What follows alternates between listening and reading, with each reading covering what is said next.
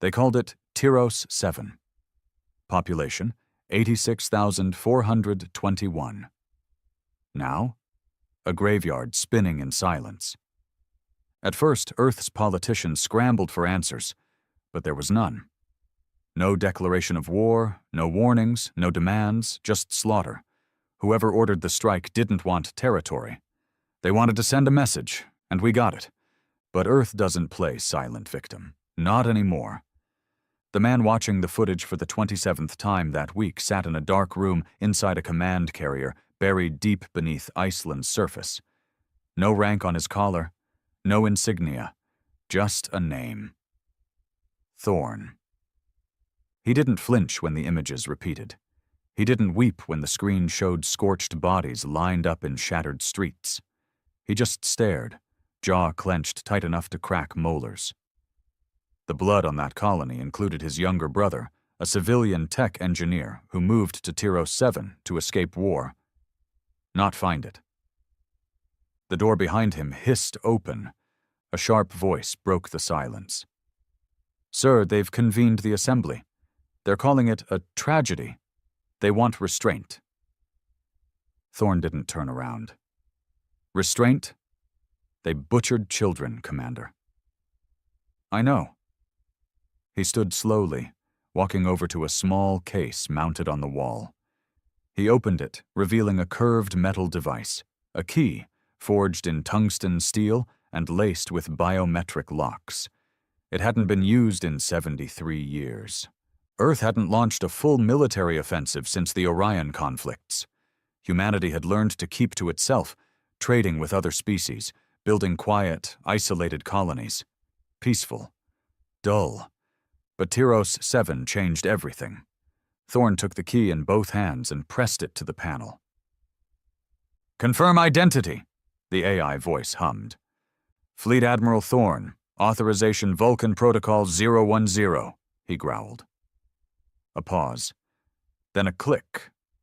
Lights turned red. Alarms remained silent. But inside Earth's war core, the ancient engines of vengeance spun to life again. Far above, in orbit, the EMS Leviathan, Earth's flagship Dreadnought, began transmitting coded pulses across the Sol defense grid. Shipyards from Jupiter's moons to Titan's forges responded instantly. The order was simple. Activate the fleet. Within hours, production lines started rolling, dormant for decades. Cryovaults were opened. Generals pulled from retirement, some too old to walk, but all willing to fight. Earth's old war machine, scarred and feared, had been waiting for something like this. By the end of the second day, 312 dreadnoughts had already left Earth orbit. Their destination? The Dryan Expanse. Their message? Vengeance. But Earth wasn't just sending ships. No, this time it was sending a legacy. A reminder. Thorn stood in front of the Leviathan's core deck, staring at the star map lighting up with enemy territories. "We don't know which species hit us," his tactical officer muttered.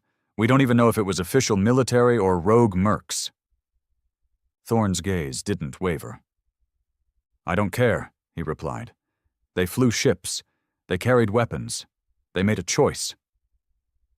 He looked around at his crew, most of them young, born after the wars, raised in peaceful stations. That peace had made them soft, yes, but Tyros 7 hardened them overnight. "When we arrive," he continued, "I don't want prisoners. I want signals, loud ones, the kind that echo across galaxies." "Sir," the officer asked hesitantly, "how many ships are we building?" Thorn narrowed his eyes at the map. "All of them." Silence spread across the Leviathan's war room like a fog before the storm. Outside its armored hull, stars drifted quietly, distant, innocent spectators to the fury rising in Earth's heart. The ship vibrated with power as its reactors went from dormant to full operational, humming with restrained violence. Thorn stood at the center of it all, hands behind his back, as the wall-length holograms lit up with the latest fleet status. Dreadnought construction now at 14,000 and rising. Mars dry docks are working triple shifts. AI fabrication centers on Europa report 0 downtime, a young comms officer said, barely masking the edge in his voice. He had no rank during peace, just an analyst. But war changed everything. The crew was no longer labeled by desk work or seniority. Now the only thing that mattered was resolve. Thorne nodded. How soon till the fleet hits combat numbers? Less than 12 days, sir. 12 days to build 500,000 dreadnoughts. Impossible, unless you were Earth. The AI factories hadn't forgotten the old codes. They'd just been waiting. In their cores, the patterns for dreadnought-class vessels had always been there, frozen, encrypted, guarded from bureaucratic hands. Earth had feared what might happen if those blueprints ever fell into the wrong hands. Now, they were in the right ones. On day 5, the Leviathan reached the Dryan expanse. The closer they got to Tyros 7, the worse it smelled, even in space. Not literal scent, but the kind of silence that carried weight. Radio static filled the void. No civilian chatter, no merchant signals, no survivors, just echoes bouncing off burnt rock. They'd cleaned it. Whoever hit the colony didn't just burn it, they sterilized it. Every relay destroyed, every sensor gutted. Orbiting satellites vaporized in tight, precise lines. Someone had experience, and they wanted to hide something. The Leviathan sent out its first scouting wing, 2 heavy corvettes and a stealth drone grid. It took 5 hours before a corvette, the Eagle's Wrath, pinged something unusual. A radiation signature beneath Tyros 7's crust. Not natural, not Terran tech. Thorne watched from orbit as the corvette drilled down with its plasma cutters. Slowly, cautiously, it melted through layers of shattered bedrock. Then they saw it. Beneath the surface was a massive underground facility, half collapsed, partially shielded. Whoever the attackers were, they hadn't built this. They'd found it. Get me eyes inside, Thorne ordered. The drone footage came in dirty, glitching, but the shapes were clear. Weapons, not Terran, not from any known registered race. Pulsed cannons with spiral cores. Plasma forges the size of dropships. One vault, still intact, was filled with humanoid shells, biomechs, vessels meant to carry non-organic pilots. Jesus, muttered one of the engineers watching the feed. This isn't just a hit. This was a goddamn cover-up. Thorne leaned forward. Replay the heat map. The AI complied. Heat signatures spiked inside the facility. 89 life forms, faint but moving. They weren't dead. They were hiding. 6 hours later, a shock team deployed from the Leviathan. 50 men in sealed exosuits descended into the ruin, flanked by 2 Goliath walkers. Their orders: no survivors unless interrogatable. No mercy unless deserved. The entrance was tight, dark, and laced with sharp ridges that screamed alien design. As they moved deeper, the air turned viscous, thick with electric static. A soldier named Hardin led point. His voice crackled through the comms. Movement, Corridor 6. Target appears insectoid.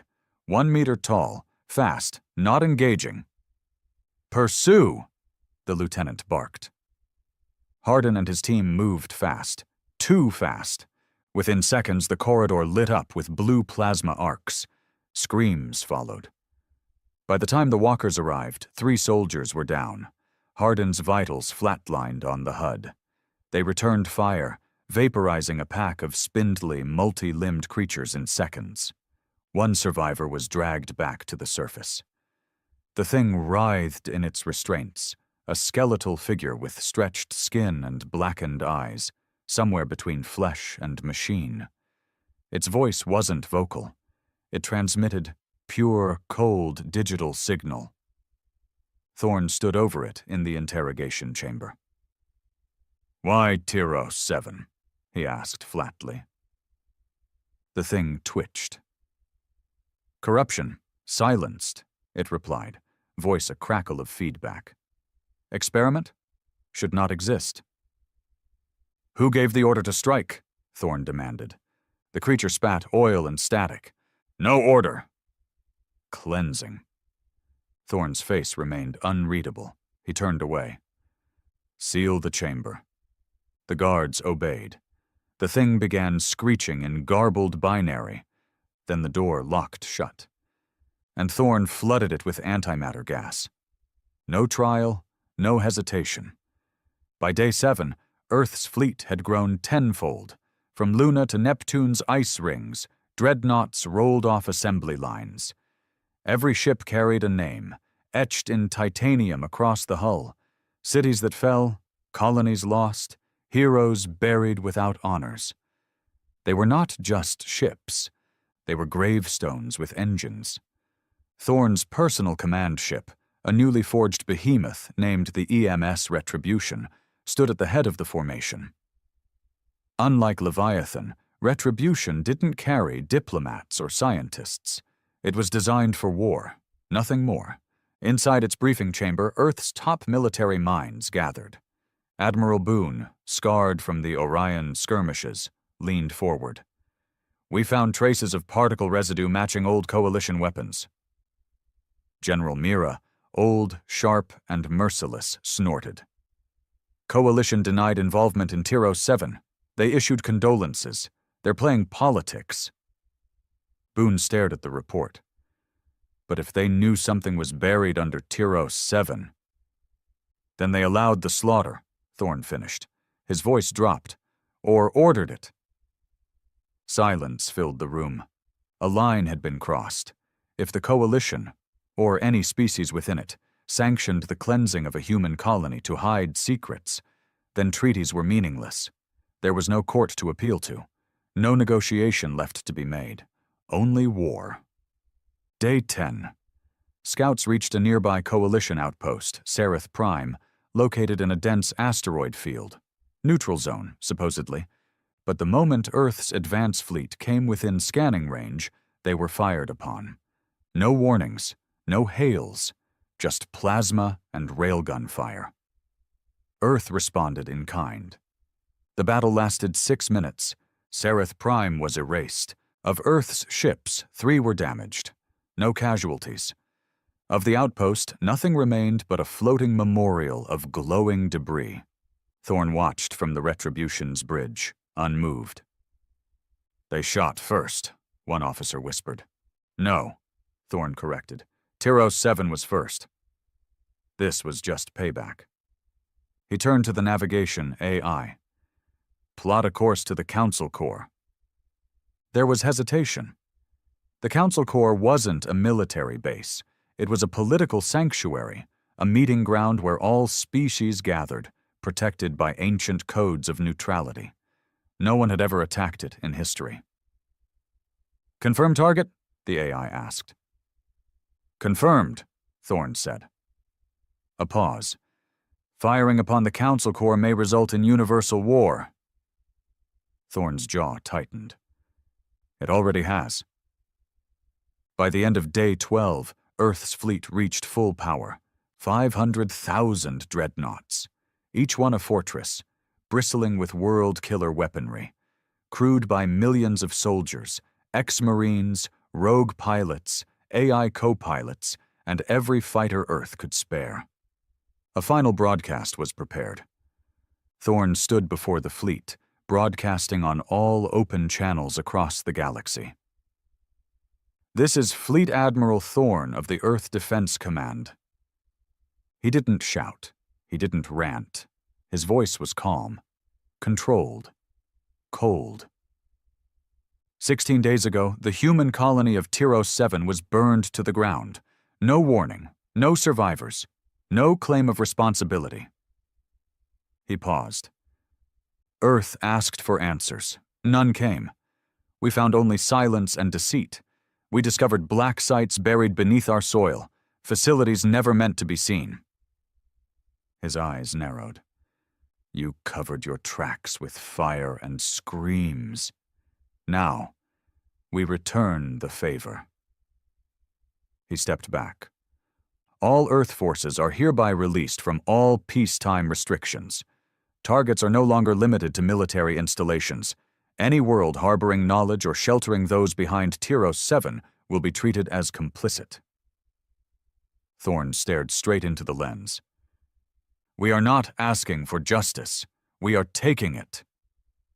He ended the broadcast, and across space, the 500,000 dreadnoughts began to move, not as soldiers, but as executioners. They thought Earth would blink. They thought the speeches were just threats, bark without bite. The Galactic Council had seen countless outraged species before, protesters, ambassadors waving ethics charters and empty ultimatums. Even during the Orion riots, humanity had held back, always restrained by politics or fear of annihilation. But this time, the silence from Earth was different.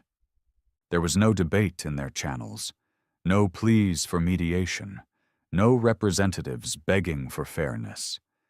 Just that fleet, 500,000 dreadnoughts, burning through the void like a plague in formation.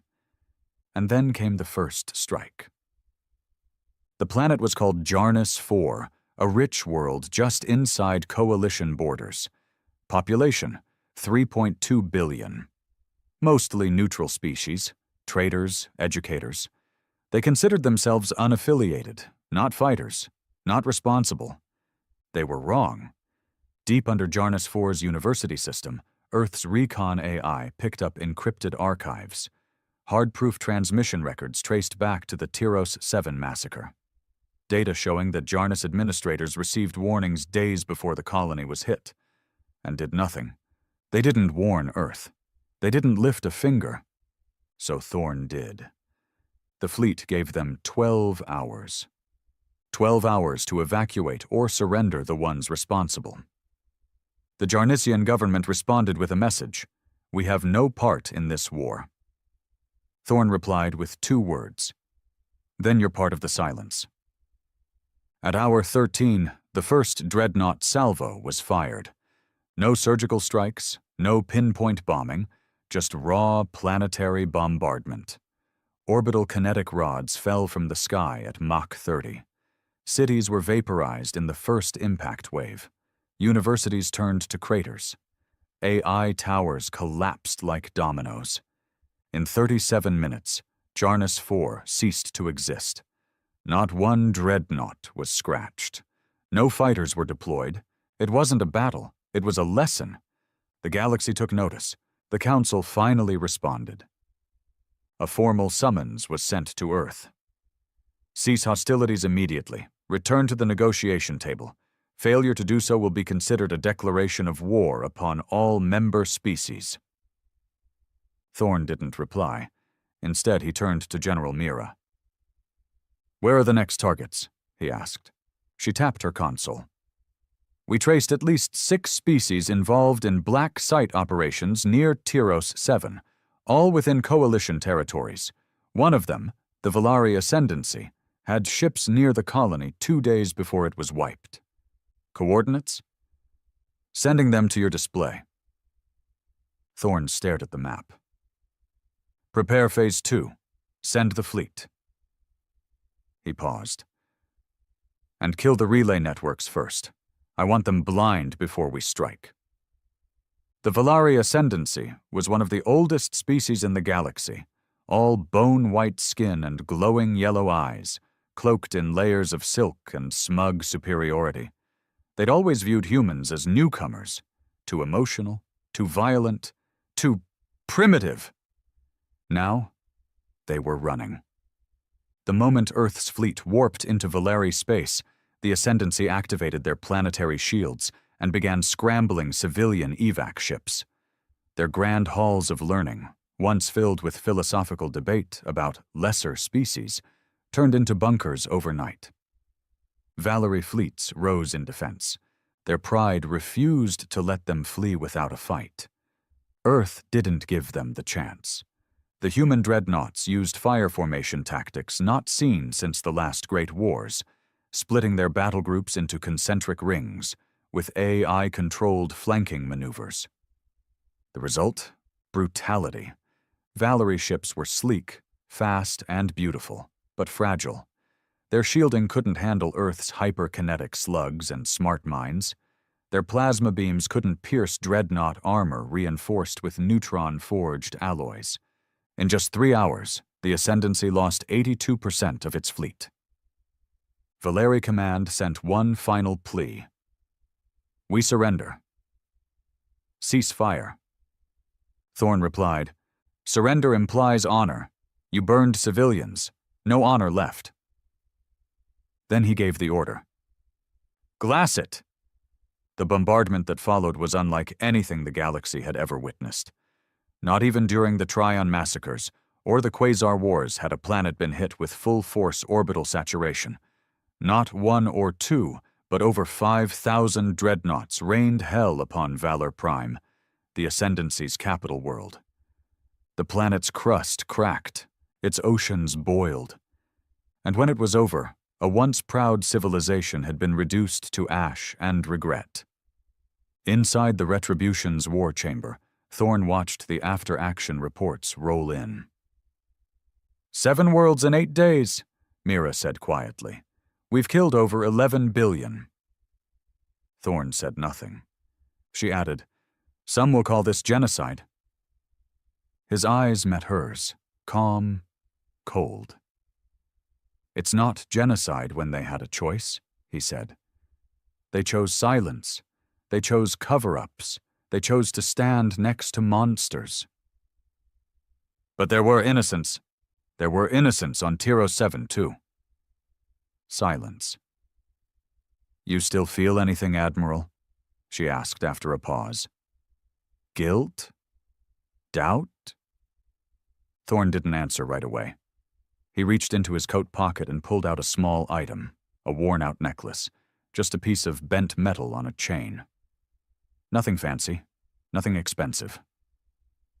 He ran his thumb over the engraving on it. To my big brother? I'll be watching the stars.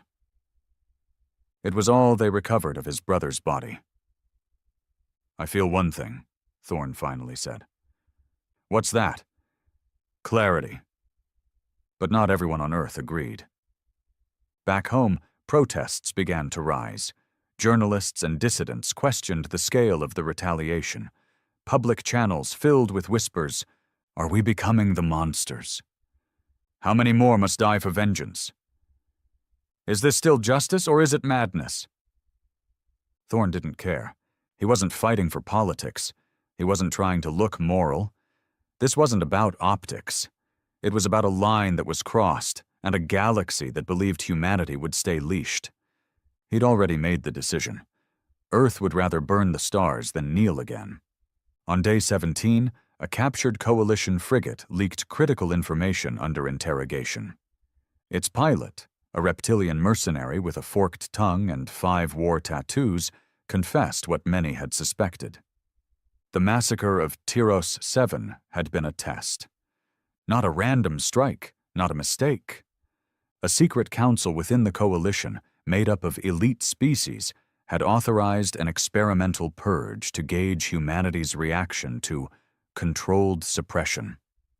They believed Earth had grown soft, too peaceful, too content. They wanted to remind humans of their place. Instead, they triggered a war they couldn't contain. Thorn stood before the High Command, report in hand.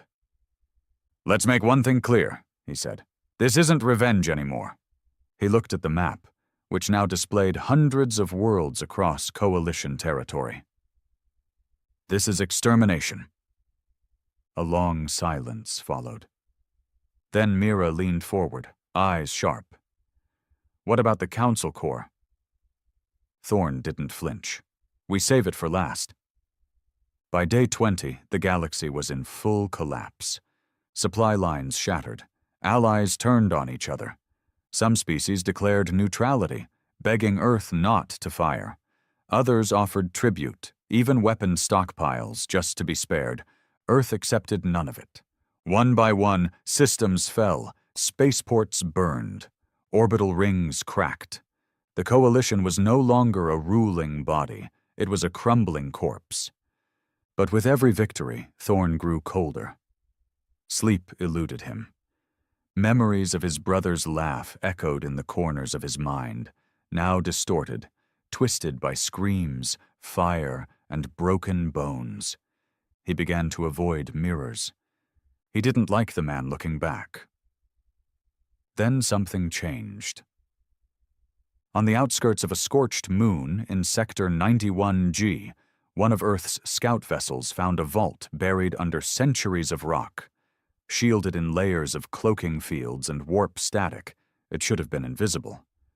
But Earth's AI found it. What they uncovered inside shattered everything.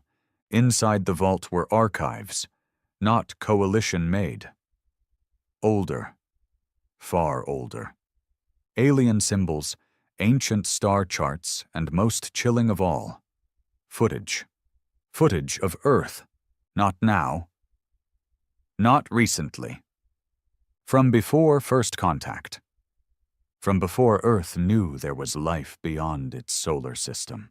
In one video, human test subjects were being observed, dissected, manipulated, watched from afar by unseen species, marked, tagged, then released back.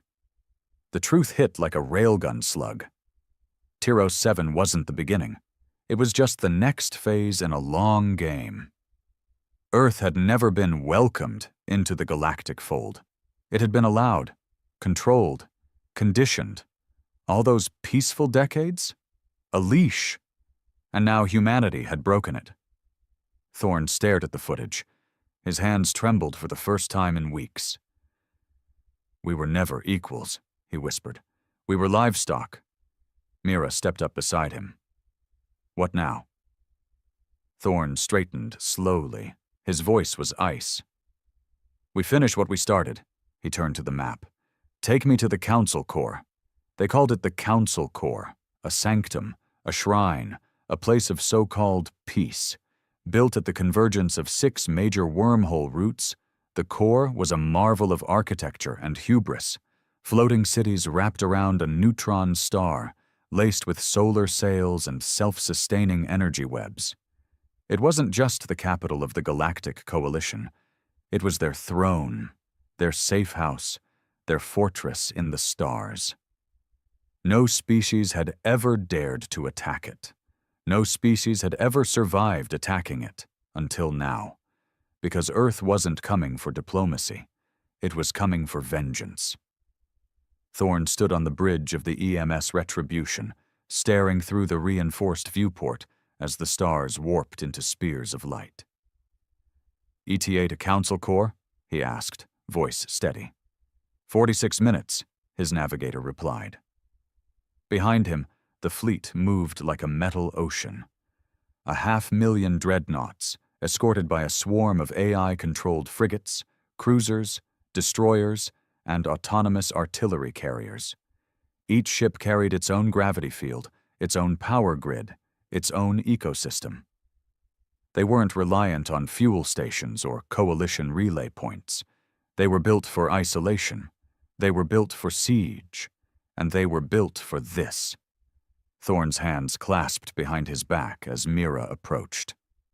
"We just received transmission logs," she said. "They're mobilizing everything. All remaining coalition fleets are converging at the core. Defense rings, orbital weapons, mercenary fleets, even unaligned species. It's everyone." "Good," Thorn said. "Then we won't have to hunt them down after."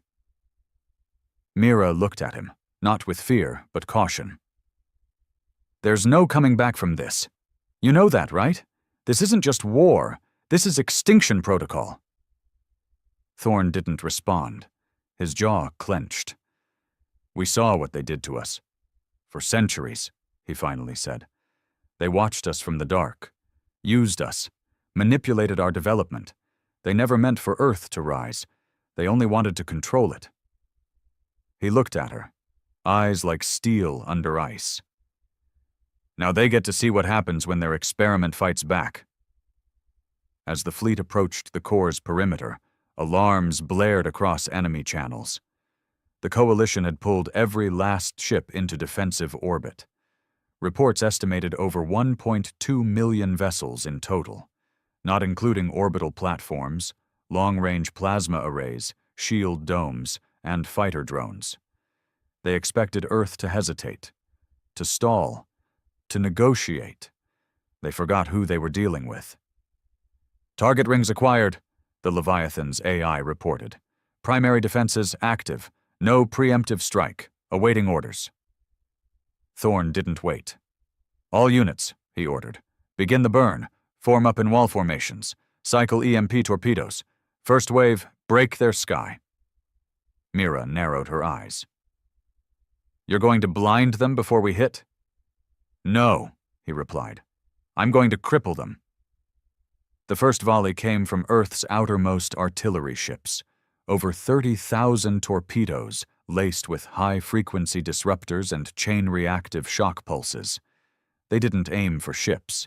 They aimed for the grid. Power lines, communication towers, relay satellites, data hubs, navigation beacons. In one coordinated strike, Earth turned the coalition's coordination into chaos. Thousands of enemy ships suddenly found themselves flying blind. Their AI co-pilots blinked out. Their targeting systems glitched. Fighters spun wildly as their magnetic locks failed. Entire battalions broke rank without orders. Earth didn't wait. It swarmed. Wave after wave of dreadnoughts slammed into enemy formations. Each one fired with brutal precision. No fancy dogfights, no cinematic spins, just relentless, crushing volleys. Coalition ships were elegant, fast, nimble. But Earth's vessels didn't care about style. They cared about destruction. Within the first 30 minutes, nearly 90,000 enemy vessels were gone. Inside the Council Corps, panic ruled. Species who had once looked down on humans as primitive were now running from their terminals, screaming in languages translators couldn't keep up with. Diplomats argued over emergency evacuation. Governors begged the AI mainframe to reroute power to shields. The central command tower, a spiraling structure of obsidian glass, trembled under shockwaves as Earth's weapons pounded the outer rings. In the deepest level of the tower sat the inner circle, 12 beings representing the founding races of the coalition. They were ancient, arrogant, and now terrified. "This is madness," one of them hissed, its mouth quivering. "They're animals, brutes." "No," another muttered. "They're free." Back on the Retribution, Thorne watched the battle unfold like a surgeon over a cadaver. "They're trying to retreat," Mira noted. "Thousands of ships breaking orbit. Corps Command's pulling its elite out." "Let them," Thorne said. "You're going to let them escape?" "No," he said. "I'm going to watch them try." He raised a hand. "Unleash the Reapers." From the dark edge of the system, Earth's sleeper fleet arrived. Stealth-class execution ships designed for one thing: pursuit and annihilation. Each Reaper-class destroyer carried AI-piloted hyperdrive interceptors and subspace mines designed to track and rupture FTL lanes. The fleeing ships never made it far. As they tried to jump, their warp lanes collapsed mid-transit. Thousands of vessels exploded in silent flashes of quantum fire. Others spun out, trapped in frozen jumps, their crews screaming into nothing. The galaxy's elite fled like rats, and Earth hunted them like wolves. 3 hours into the assault, the outer rings of the Council Corps collapsed. Orbital platforms were torn from their mounts. Coalition defenders retreated into the inner sanctum. Their once pristine cities burned under atmospheric destabilizers. Shield domes flickered, then died. Civilian transports tried to escape through emergency corridors, only to be met by Earth's blockade. Some were allowed through, others were not. Mira watched silently as casualty reports flooded in. Billions, she whispered. We're going to wipe out billions. They should have thought of that, Thorne said coldly, when they thought human lives were expendable. But some of them didn't know. Just like the kids on Tier 07 didn't know what was coming. His voice sharpened. They didn't get second chances. Why should anyone else? She said nothing, because there was nothing left to say. Finally, the retribution broke into the core's upper atmosphere. Its cannons rotated toward the obsidian command tower. Thorne walked to the control platform. Bring the spire down, he said. But the weapons officer hesitated. They've just signaled. The inner circle is offering terms: full surrender, amnesty, resource tribute, weapons decommissioning. They're offering everything. Thorne's eyes narrowed. Did they offer anything before Tier 07 burned? No, sir. Then let's give them the same courtesy. The order was given. The sky lit up as the retribution fired all 6 siege cannons into the heart of the core. The tower exploded in a bloom of white fire, debris scattering across the ruined sky like shattered bone. And just like that, the Galactic Council fell. After the assault, silence filled the system. The only sounds were the low hum of dreadnought engines and the distant crackle of cooling wreckage. No more enemy fleets. No more diplomacy. No more games. Earth had won. But victory came with a cost. As Thorne stepped onto the platform overlooking the wreckage of the core, a young officer approached, eyes wide, voice shaking. Sir, there's something else. What is it? After the spire fell, we found a deep core vault, sealed beneath the council tower, protected by layers of encryption. Took the AI 3 hours to break in. And? The officer swallowed hard. It wasn't a war room. It was a control chamber. Thorne frowned. For what? The officer handed him a data chip. For us. Thorne inserted it into his visor. Footage played. Cages, labs, autopsy tables, human test subjects screaming behind force fields, generations of them. Some from early contact eras. Some from now. They hadn't just watched Earth from afar. They'd been harvesting from it, kidnapping, experimenting, rewriting DNA, trying to build a human counterspecies, something that looked human but wasn't, programmable, obedient, a fail-safe. Thorne's hands curled into fists. How many knew? He asked. The officer hesitated. Everyone, he said. The inner circle, the major species, the neutral ones too, it's all logged, decades of it. Thorne stared at the ruined sky. No tears, no screams, just a whisper. They wanted control. Now they get a reminder. He turned away. We're not just another species. He walked back toward the bridge. We're the end of the leash. Earth didn't just win the war. It burned the page the galaxy had written for it. The survivors would tell stories of dreadnoughts that blocked out the sun, of humans who didn't negotiate, didn't retreat, didn't apologize, of a species that rose from genocide and answered with extinction. They'd remember Thorne's face. They'd remember Tier 07, and above all, they'd remember that Earth only asked once. The galaxy lay in ruins. The Council Corps no longer spun with its artificial rings or broadcast its arrogant laws across the starways. Where once diplomats and rulers from 100 species debated peace and dominance, now there was only silence, ash, and the drifting wreckage of what used to be order. For the first time in 1,000 years, there was no galactic government, and Earth stood alone, victorious, unchallenged, feared. But victory didn't feel like glory anymore. It felt like weight.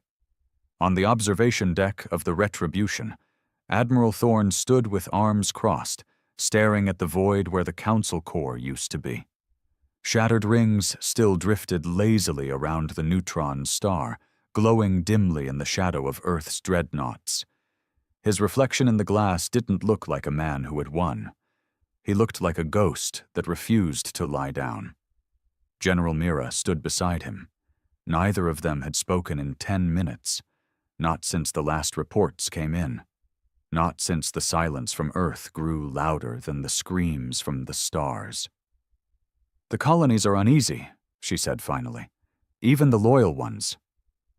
Thorne said nothing. "They're seeing the footage, not just the black sites, but Jarnus 4, Valerie, the executions, the children." "They saw our children first," he said. "I know," she replied quietly. "But they didn't want this much fire. They wanted revenge." "Yes, but you gave them dominance." Thorne didn't flinch. "That's the only thing anyone in this galaxy respects," he said. "We begged, we signed their treaties, we followed their rules, and they still butchered our people in the dirt like animals." His voice turned to steel. "We're not asking for a seat at the table anymore. We're flipping the goddamn table and building our own." Mira watched him for a moment. "You still think they won't come back?" she asked. "I know they will." She raised an eyebrow. "Then what are we waiting for?" He turned to her.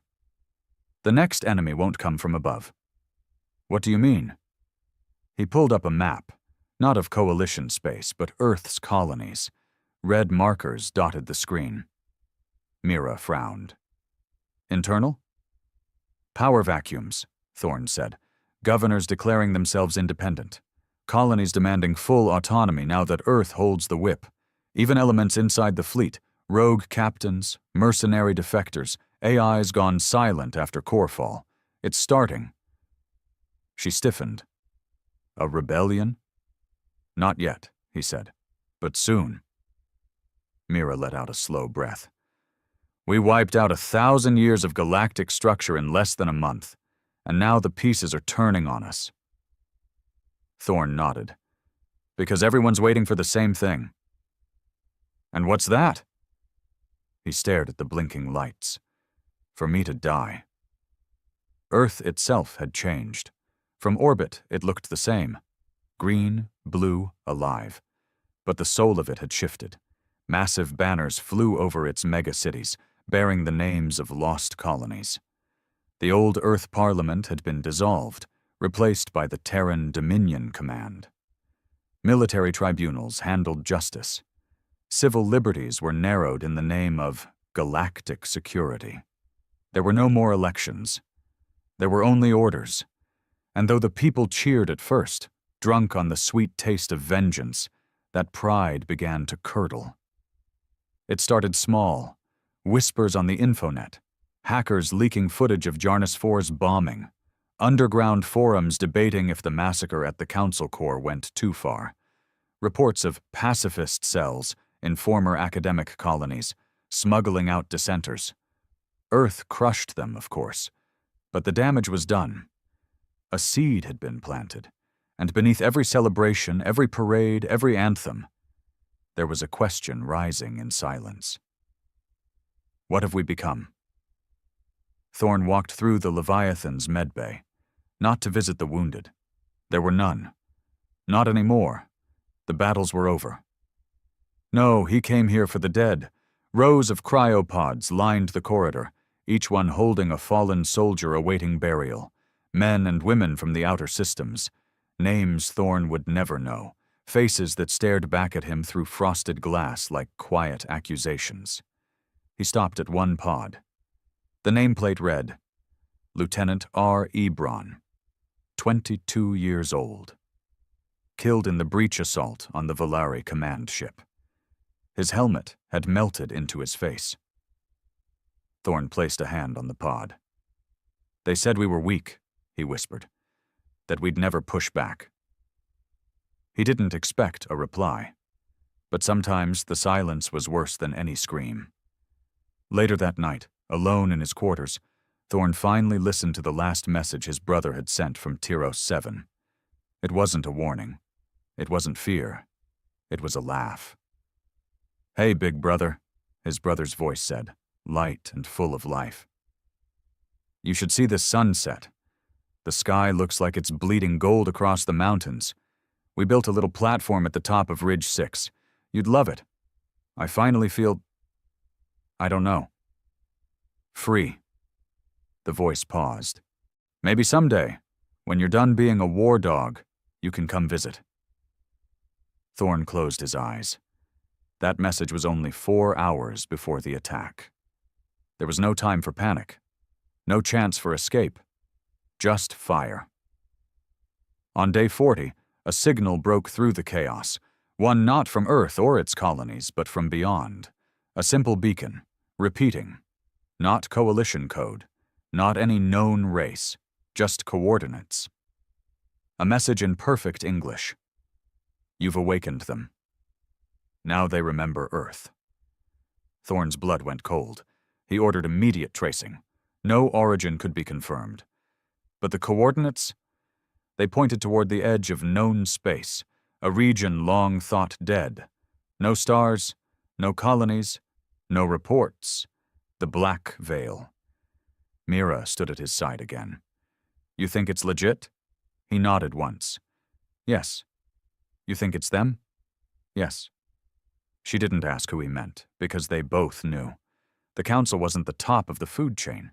They never were. 2 days later, Earth Command received a data dump from a rogue AI satellite lost near the Black Veil. It wasn't just a transmission, it was a warning. Old footage, strange creatures, ships the size of moons, records of planetary systems turned to stone, flesh twisted into machine, cities turned into shrines made of bone and metal. It was ancient.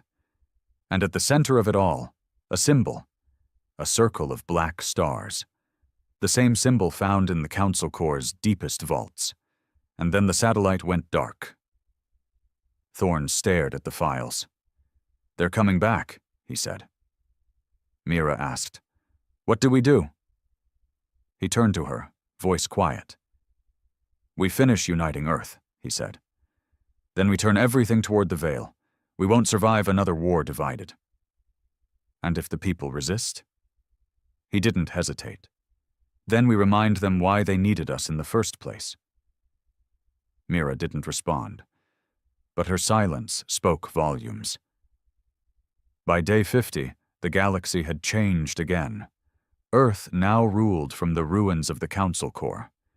A new citadel rose from its ashes, not built with glass and art, but forged with dreadnought hulls and scorched steel. It was called the Obsidian Throne. From there, Earth issued one message to the surviving races. The old order is dead. You will speak when spoken to. You will act when told. You will obey, or you will vanish. Most did. Some didn't. Earth's Reaper fleets handled those. The cost of disobedience was no longer a trade sanction. It was extinction, and yet despite the dominance, Thorne couldn't sleep. He dreamed of Tyros 7, of his brother, of Ridge 6 and that gold blood sky. But in the dream, it wasn't the colony he saw burning anymore. It was Earth, his home, crumbling under something vast and unknowable, a force older than the stars, not made of flesh, not machine, something else, something angry, and in that fire, he saw his own reflection. Smiling, he woke up shaking, not in fear, in understanding. The galaxy had made Earth into a monster, but they had forgotten something critical. Monsters have no masters, and the worst ones, they never die quietly. There was a time when the galaxy thought it understood war. Before Earth, before Tyros 7, before the silence of diplomacy shattered under the weight of 500,000 dreadnoughts. But now, even the stars seemed quieter, as if the void itself was waiting. Not for peace, but for what came after. Admiral Thorne didn't trust the quiet. He sat in his private quarters aboard the Obsidian Throne, staring at a small black object no larger than his fist. A signal core, cracked down the middle, humming with an energy that should not have existed in this part of space.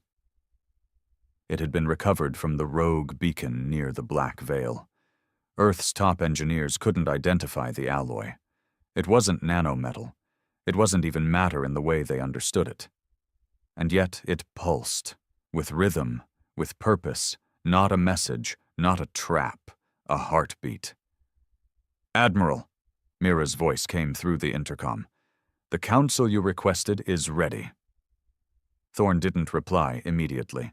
He took one last look at the artifact, then slid it into a containment vault, locked with his own DNA.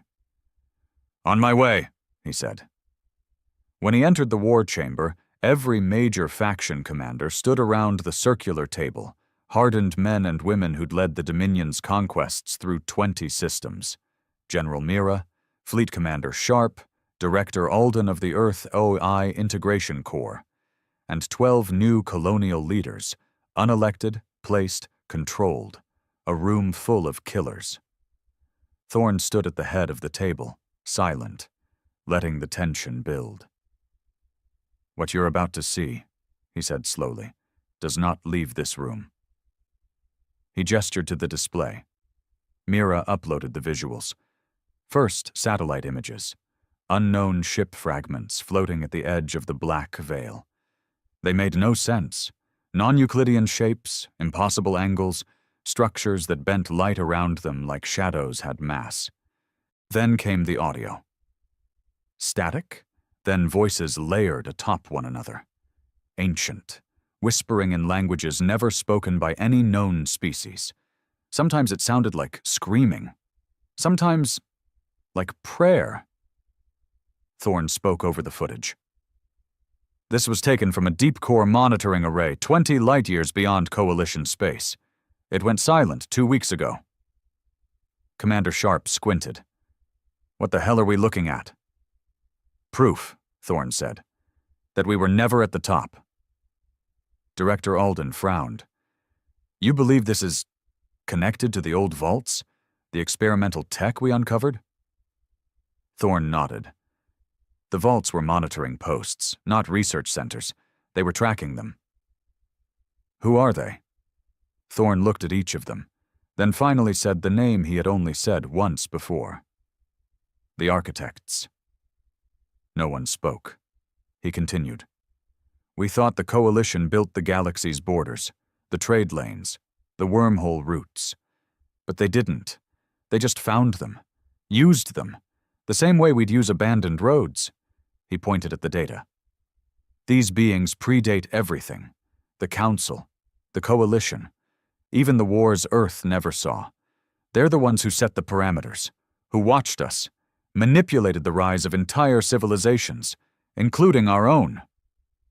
Mira leaned forward. "Why now?" "Because we shattered the script," Thorn said. "We weren't supposed to push back. We weren't supposed to win. When we burned the Council, we sent a signal." He looked up at the others. "And now they're coming." Earth's orbital defenses were the most advanced in known space. 15 planetary rings, 50,000 anti-ship batteries, hundreds of dreadnoughts stationed in rotating patrol, a fleet built to kill empires. And yet every security AI had begun flagging the same warning. Unidentified gravitational distortions detected. Source unknown. Trajectory. Sol system inner vector. At first it was brushed off. Asteroid belts shifting. Dark matter flux, the usual. Then the stars started disappearing. Literally. Black holes? Number. There was no gravitational lensing, no radiation trails, no predictable behavior. Just darkness. Moving. And approaching. On day 62, a massive flash lit up the system's edge. It wasn't an explosion. It was arrival. An object the size of a small moon appeared on the fringe of human territory. Not through a jump gate, not with FTL drives. It just was. Like it had always been there. The Dominion named it Obelisk 1. It didn't respond to hails, didn't move, didn't scan, didn't speak. It simply existed. Then Earth's orbital stations began to malfunction, not from attack, not from viruses, from overload. The data streams pouring from Obelisk 1 weren't signals. They were thoughts, Raw, incomprehensible information. Terran AIs went insane. Some self-terminated. Others began broadcasting nonsensical warnings. We were the clay. They will return the flesh to the forge. You broke the garden. Even Earth's strongest cognitive AI, HFY X7, locked itself in a loop. One line repeated 16,000 times. They're waking up what we buried. Thorne gathered the command council again. This time the tension was fear. Sharp slammed his fist into the table. We just wiped out the most powerful empire in the galaxy, and now you're telling me we're not ready for what's next? Thorne didn't flinch. We're not. Alden's voice was tight. How much time do we have? Thorne didn't answer, because the answer was already on every screen in the room. Obelisk 2 had arrived, then 3, then 4. Within 48 hours, 9 more appeared, each one in a different sector of Terran space, unmoving, silent, watching. You think this is a countdown? Mira asked. I think it's a choice, Thorne said. They're not attacking. Not yet. They're seeing what we'll do. And what if we do nothing? Someone asked. Thorne looked out the window. Then we go extinct. But Earth didn't kneel. It never had. On day 68, the Dominion launched Operation Forge Fire, a coordinated offensive meant to probe, test, and, if possible, destroy the obelisks. 12 Dreadnoughts engaged the closest one in Alpha Sector. Their weapons did nothing, not even a scratch, not even a reaction, until one Dreadnought drifted too close, and then it vanished. No explosion, no wreckage, no distress call, just gone. Forge fire was terminated immediately. Thorne stood in the command hall, facing dozens of monitors. He had never looked older. What the hell are they? Mira whispered. Thorne's voice was raw. They're reminders. Of what? That we were never gods. Late that night, Thorne returned to the containment vault. He opened the case with the black artifact, the one still pulsing. He stared at it for a long time. Then did something he hadn't done since the war began. He prayed, not to a god, but to the memory of his brother. I'm sorry, he muttered. I tried to protect them. I tried to make them afraid of us. I thought if they feared us, no one would ever hurt us again. The artifact pulsed brighter. Thorne leaned in. Tell me what you are. And for the first time, it whispered back. The whisper wasn't sound. It wasn't even language. It was a thought, a memory not his own. When Thorne touched the artifact, the world slipped sideways, not violently, not with chaos, but in silence. He wasn't in the vault anymore. He wasn't anywhere. It was darkness, endless, cold, quiet, and then stars. But not like the ones he knew. They pulsed in patterns. Formations not random, but structured, artificial. Like someone, or something, had designed the sky like a blueprint. We are the origin. You are the fracture. The voice wasn't a voice at all. It bypassed hearing. It bypassed logic. It arrived fully formed inside his mind, like a memory long buried, only now remembered. He couldn't move, couldn't breathe. He didn't need to. We planted the seed in your world when it was ash. Before your kind could walk, we mapped your growth. Images flashed through him, not before his eyes, but through him. Primitive Earth, fire, mountains cracking open, black machines descending from the clouds, embedding long stalks into the crust. You were not meant to awaken. Your flame burns too hot. And then came the final image. Earth, surrounded by a halo of white light, imploding in reverse, everything vanishing into a pinpoint of silence. He gasped. His body snapped back into reality, knees slamming to the cold floor of the vault. The artifact was still there, still humming. But now, he understood. The obelisks weren't weapons. They were harbingers. They didn't destroy civilizations. They ended experiments, and Earth had failed containment. 2 hours later, Thorn stood in the Obsidian Throne's main command tower, drenched in sweat, blood dried on his lip where he'd bitten down during the vision. Mira met him at the lift, eyes sharp. "We've received confirmation. Obelisks 9 and 10 have entered Saturn's orbit. The fleet's on standby." Thorn ignored her. "Prepare the full Dominion broadcast array. I want every ship, colony, AI mainframe, and governor listening." She blinked. "What are you—" "Now, Mira." When the broadcast cut in, Dominion citizens across 1,000 systems froze. Screens went black. Voices died. Only one image appeared. Admiral Thorn, eyes rimmed with red, jaw like iron, standing before the Terran flag. "This is not a war speech," he began. "This is a reckoning." He paused, letting the silence echo. "We burned the stars to answer the murder of our people. We destroyed empires that played God with our DNA. We took the galaxy by the throat and squeezed until it begged." Some watching cheered. Others didn't. "But we were wrong," he said, and the cheering stopped. Dead silence. "We thought the enemy was the Council, the Coalition, the corrupt, but they were puppets, controlled by something older, something watching." He nodded slowly. "They're here now. You've seen them. The obelisks. They're not weapons. They're not ships. They're the measuring stick. They exist to determine if we're worth continuing or if the slate needs to be wiped clean."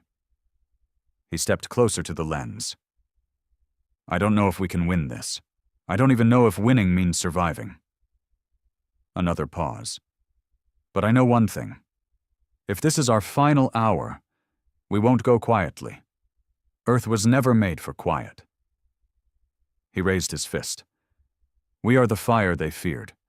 And if we are to be erased, we will burn bright enough to blind the ones who come after."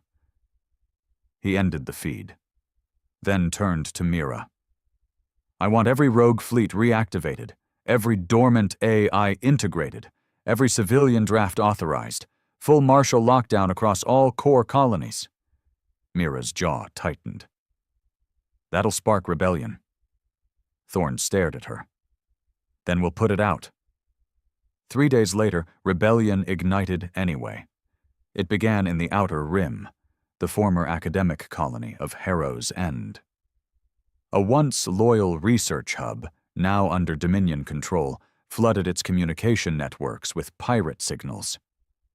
"The Admiral is leading us into extinction. They came because of him, not us." Within 6 hours, 4 other colonies echoed the message. Within 12, weapons caches were seized, Dominion officers executed. Within 24, Earth's supply lines began to bleed. Mira entered Thorn's command chamber mid-transmission. 10 more colonies refusing orders. 5 governors denounced martial law. Some of your own Dreadnought captains are going dark." Thorn stared out at the void. "They're cowards. They're human." "I know." He turned slowly. "Activate the Scorch Doctrine." Mira went still. "You're not serious." His eyes were colder than she'd ever seen. "They want to fracture now? When we're facing something that can delete us from existence? You're ordering planetary suppression on Terran colonies." "I'm ordering a message," he snapped. "Loyalty isn't optional. Not anymore." Mira stared at him. "You're becoming what they feared you'd be." "No," he whispered. "I'm becoming what we need." Scorch Doctrine began with precision.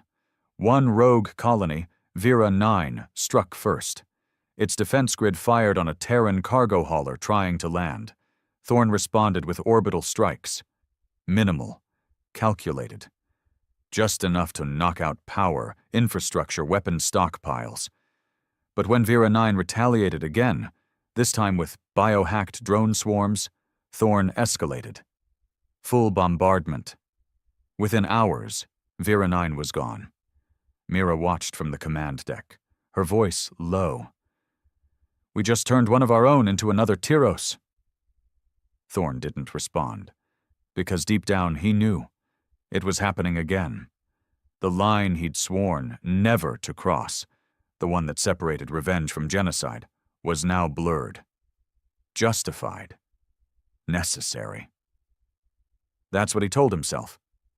But the ghosts were louder now, especially one, his brother, in dreams, not screaming, just disappointed. On day 75, Earth's AI core detected something impossible. Obelisk 1 had moved, not drifted, jumped, from the outer rim of Sol to direct orbit around Earth. The moon dimmed in its shadow. Oceans swelled under its weight. Panic spread across the planet before any order could be given. People began fleeing cities. Riots broke out. Power grids surged with overloads from fear-induced hypertraffic. Children wept under red skies as the monolith blocked out sunlight. And then, a beam of light struck the surface. Not an attack. A scan. 7 minutes long. After which the sky returned to normal. No ships moved, no words came.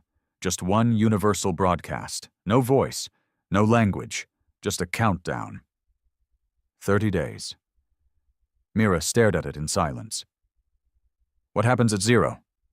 Thorn answered without blinking. The architects decide if we're a virus or something worth preserving. She turned to him. And if they choose wrong? Thorn looked back at Earth, his planet trembling under the weight of gods. Then we teach them what it means to fear their own creation. Day 76. Countdown, 29 days. Earth had never felt smaller. From orbit, it looked like it always had. Blue, alive, resilient. But in the shadow of Obelisk 1, Earth looked like a candle under a boot.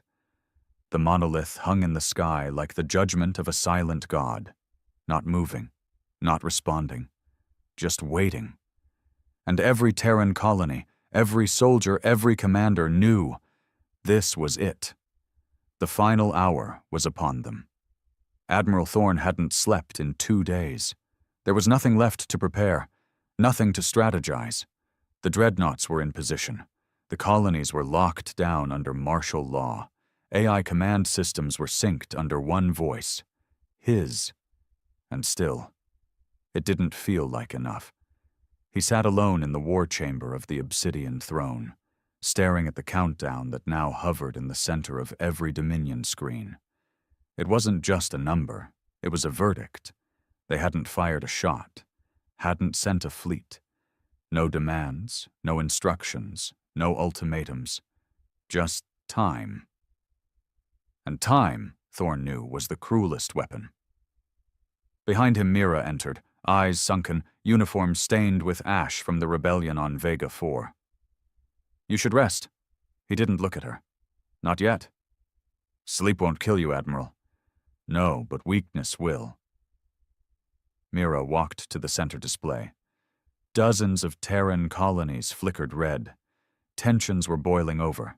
Food riots, insurgent broadcasts, underground groups claiming the obelisks were gods, and Thorn was the reason humanity was cursed. They don't believe we can win, she said softly. They're not supposed to, he replied. They're supposed to survive. She paused. That's what this is about, isn't it? Thorn finally looked up. What? You're not planning to win. He said nothing. You're planning to hold them back long enough for what's left of us to escape. His silence was all the answer she needed. You're building a future without you in it. Thorn leaned forward, fingers steepled, voice quieter than she'd ever heard it. They're not enemies, Mira. Not in the way we understand it. The architects don't conquer. They erase. They cleanse timelines, realities, civilizations that don't fit.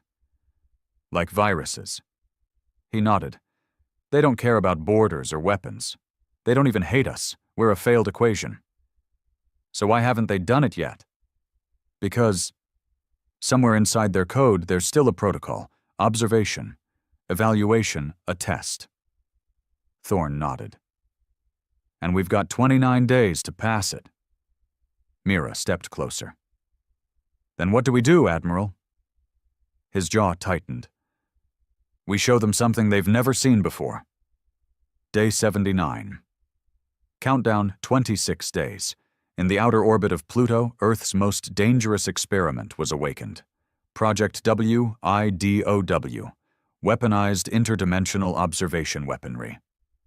It wasn't a bomb. It wasn't a ship. It was an event.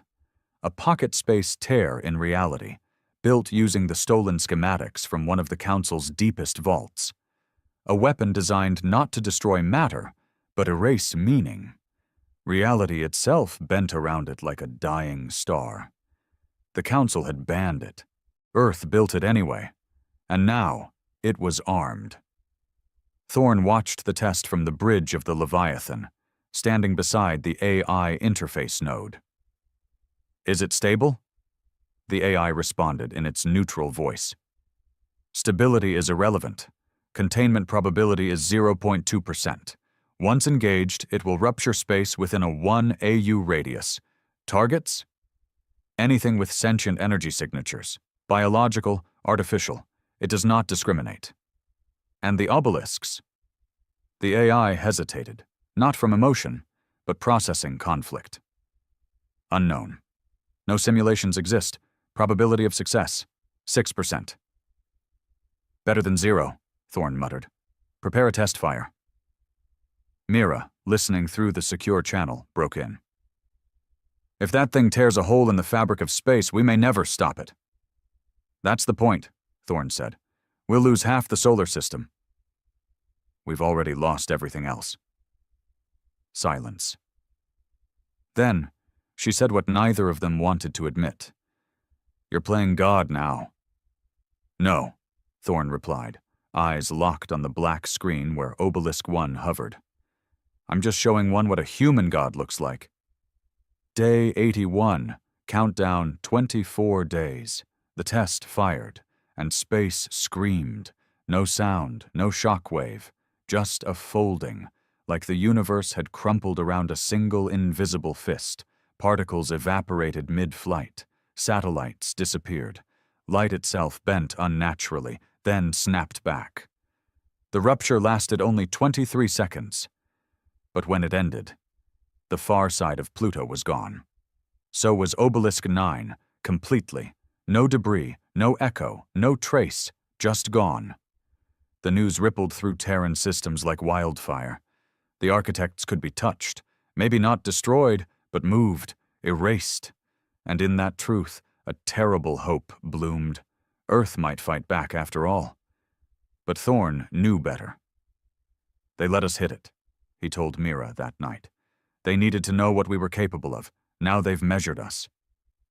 And they're deciding whether to double the dose or cut the infection. Day 86. Countdown 19 days. Obelisk 1 finally moved, not in orbit, but through space, towards Earth, slowly, gracefully, like a judge approaching the guilty. Thorne deployed every fleet, every dreadnought, every AI-controlled formation. He gave them one order: hold the line. And when Obelisk 1 reached the moon's upper stratosphere, it stopped again. Then it opened. Not physically, not with doors. It unfolded, and from it emerged a single figure, not metal, not flesh, something in between, tall, faceless, radiating pressure and understanding all at once. It descended into Earth's orbit, passed through defense grids untouched. Then it landed. On Earth, at the crater where Tyros 7's survivors had built their memorial, alone, waiting. Thorne landed personally, accompanied by Mira, 2 guards, and a drone relay. He didn't take weapons. He didn't need them. The architect stood motionless, arms folded behind its back, face an ever-shifting mask of static. When Thorne stepped closer, it finally spoke. Not with sound, but memory. He saw Tyros 7 again, his brother's laughter, the fire, the screams, the rage, and then a new memory, not his own, the first human prototype, dying in a test tube, Earth reduced to cinders, galaxies before this one, failed runs, civilizations built and unmade by the architects. He fell to one knee, gasping. Then it spoke. You are flawed, violent, divided. You are beautiful. Thorn raised his head, eyes burning. You created us just to watch us fail? To see if something imperfect could evolve into something worthy of inheritance. Thorn spat blood. You killed billions. So did you. They stood in silence. Then Thorn said something the architect didn't expect. I forgive you. The mask flickered. You wanted gods? Thorn whispered. Then look at what you made. We kill, we grieve, we build, we rage, but we feel, we hurt, we remember. He stepped forward. And we choose. The architect said nothing. Then it dissolved. Light spilled across the field like dawn. The obelisks blinked once, then vanished. All of them. Gone. Countdown 000. No sound, no message, just stars and silence. Thorn stood there for a long time, then finally looked up. Was that it? Mira asked quietly. He nodded once. We passed. She looked around. At what cost? Thorn didn't answer, because he knew the answer. They'd lost their innocence. They'd lost unity. They'd lost their fear of becoming the very thing they once hated. But they were still here. And for now, that was enough.